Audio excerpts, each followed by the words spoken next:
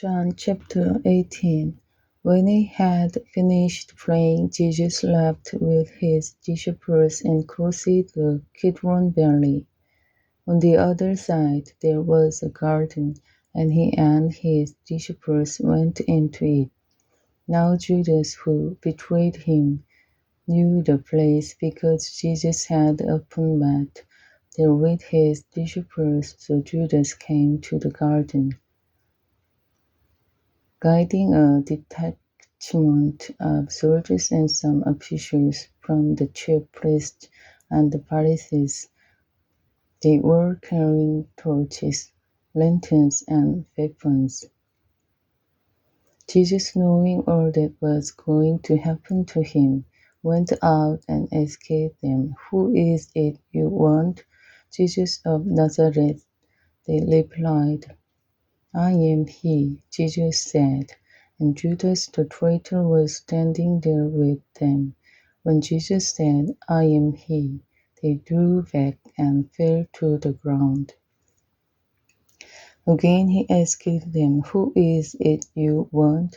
"Jesus of Nazareth," they said. Jesus answered, "I told you that I am he. If you were looking for me, then let these men go." This happened so that the words he had spoken would be fulfilled. "I have not lost one of those you gave me." Then Simon Peter, who had a sword, drew it and struck the high priest's servant, cutting off his right ear. The servant's name was Malchus. Jesus commanded Peter, "Put your sword away. Shall I not drink the cup the Father has given me?"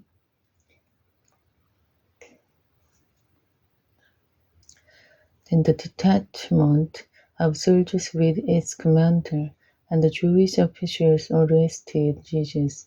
They bound him and brought him first to Annas, who was the father-in-law of Caiaphas, the high priest that year.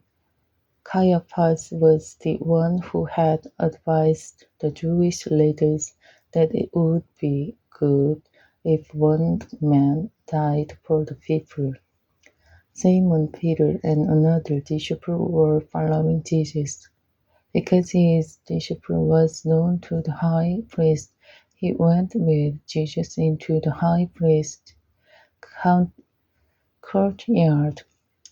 But Peter had to wait outside at the door. The other disciple, who was known to the high priest, came back, spoke to the servant girl on duty there, and brought Peter in. "You aren't one of these men's disciples too, are you?" she asked Peter. He replied, "I am not." It was cold, and the servants and officials stood around a fire they had made to keep warm. Peter also was standing with them, warming himself. Meanwhile, the high priest questioned Jesus about his disciples and his teaching. "I have spoken openly to the world," Jesus replied. "I always taught in synagogue or at the temple, where all the Jews come together. I said nothing in secret." "Why question me?" asked those who heard me. "Surely they know that I said." When Jesus said this, one of the officials nearby slapped him in the face. "Is this the way you answer the high priest?" he demanded. "If I said something wrong," Jesus replied, "testify as to what is wrong. But if I spoke the truth, why did you strike me?" Then Annas sent him bound to Caiaphas, the high priest. Meanwhile, Simon Peter was still standing there, warming himself. So they asked him, "You aren't one of his disciples too, are you?" He denied it, saying, "I am not." one of the high priest's servants, a relative of the man whose ear Peter had cut off, challenged him. "Didn't I see you with him in the garden?" Again Peter denied it, and at that moment a rooster began to crow. Then the Jewish leaders took Jesus from Caiaphas to the palace of the Roman governor. By now it was early morning, and to avoid ceremonial uncleanness, they did not enter the palace because they wanted to be able to eat the Passover. So Pilate came out to them and asked, "What charges are you bringing against this man?